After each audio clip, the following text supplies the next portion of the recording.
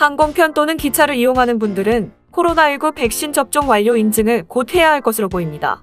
캐나다 연방정부가 모든 항공편, 기차, 여객선 이용객들은 반드시 백신 접종을 완료해야 한다고 밝혔습니다.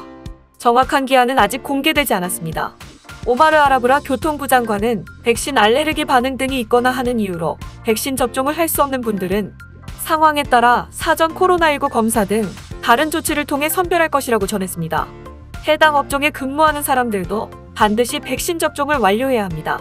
한편 도미닉 르블랑 정부간 업무부 장관은 캐나다 연방정부에서 근무하는 모든 공무원들은 반드시 10월 말까지 백신 접종 완료 인증을 마쳐야 한다며 델타 변이가 점점 더 퍼지고 있고 백신은 우리가 쓸 수 있는 가장 효과적인 대응 수단이라고 강조했습니다. 또 캐나다 정부 산하에서 관리되는 CBC나 우체국 경우에도 10월 말까지 백신 관련 정책을 만들어야 합니다. 르블랑 장관은 현재로서는 얼마나 많은 공무원이 예방접종을 받았는지 정확한 수치는 알지 못하지만 대부분 다 받은 것으로 알고 있다고 전했습니다. 또 정당한 사유로 인해 합법적으로 백신 접종을 받지 못하는 직원들을 위해 예외 조항도 둘 것이라 덧붙였습니다. 다음 뉴스입니다. UBC 대학 총장이 몇 주 전 대학교에 요청이 들어왔던 실내 마스크 착용 의무화, 기숙사 거주 학생 예방접종 의무화 등에 대해 공식 답변을 내었습니다. 산타오노 UBC 대학 총장은 일부 학생 여러분들 중 강의실이나 연구실 같은 UBC 내 실내 공간의 환기 상태를 걱정하고 있다는 것을 잘 안다면서 워크세이프 BC 및 BC주 질병관리본부 그리고 미국 냉난방 공조학회에서 설정한 지침에 맞추기 위해 많은 노력을 들이고 있다고 말씀드릴 수 있다고 전했습니다. 오노 총장은 마스크 착용 의무화나 예방접종 의무화가 확정된 것은 아니지만 다가올 새학기를 맞이해 이와 같은 조치들이 어떻게 적용될 수 있는지 또 적용되어야 하는지 등에 대해 BC주 보건당국의 자문을 구할 것임을 시사했습니다.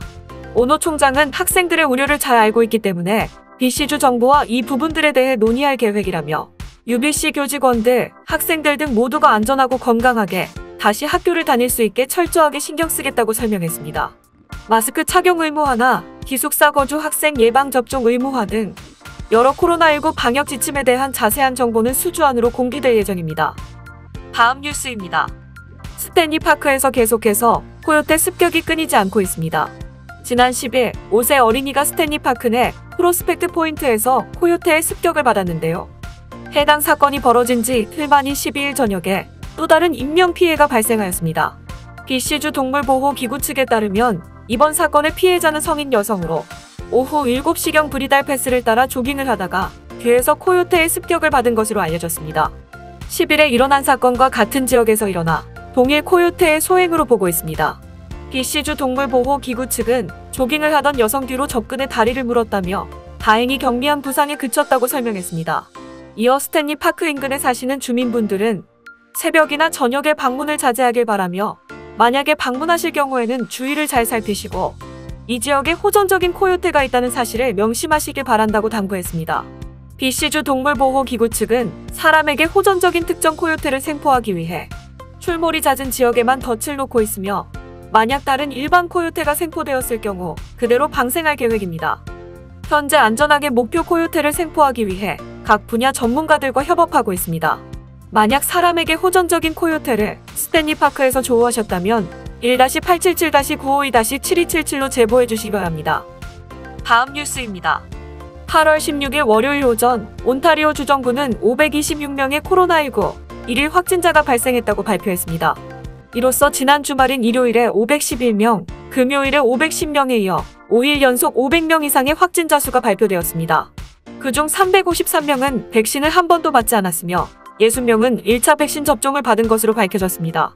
현재 코로나19로 병원에 입원 중인 환자는 108명, 중환자실에 입원 중인 환자는 119명인 것으로 밝혀졌습니다.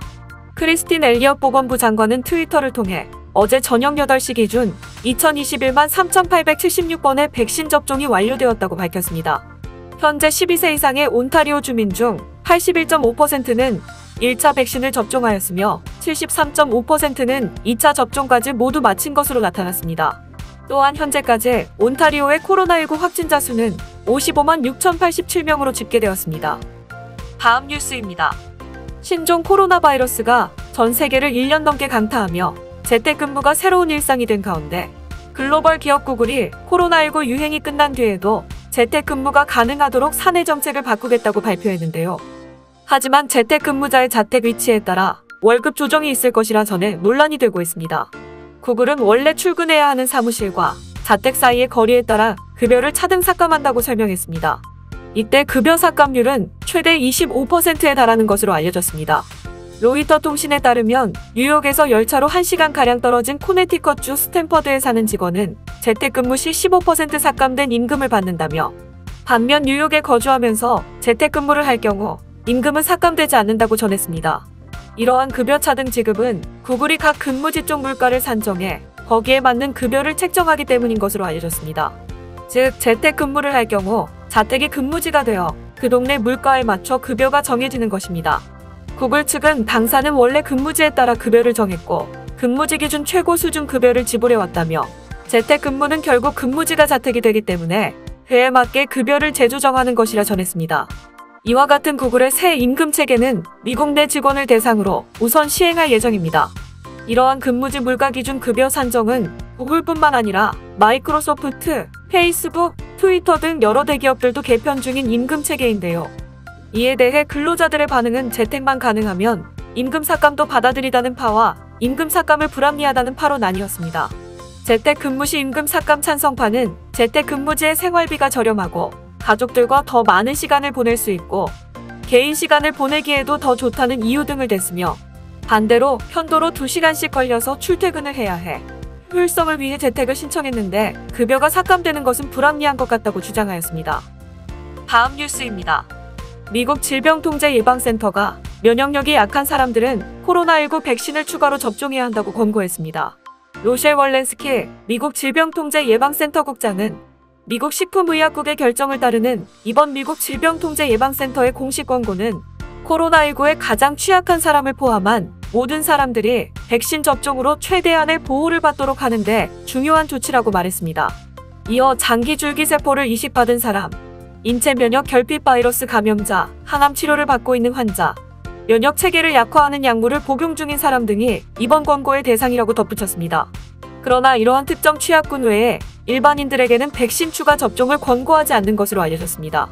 화이자 백신 접종 대상이 된 12세도 면역력이 약할 경우 3차 접종 권고 대상에 포함시켰습니다. 미국 식품의약국은 화이자 또는 모더나의 백신을 2회 접종하고도 면역 반응이 제대로 일어나지 않은 것 같은 일부 환자들은 3회째 접종을 해도 된다는 긴급 사용 승인을 내린 바 있습니다. 얀센 백신의 경우에는 추가 접종이 필요한지 충분한 자료가 확보되지 않아 보류된 상태입니다.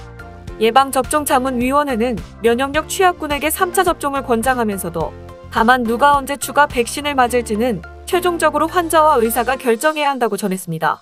미국 질병통제예방센터 관계자는 이번 추가 접종은 중간 수준에서 심각한 수준의 면역 억제가 있는 사람들을 위한 것이지 장기 요양시설에 있거나 당뇨, 심장병 등 만성질환을 앓으면서 약한 수준의 면역 억제가 있는 사람을 뜻한 것은 아니다라고 강조했습니다.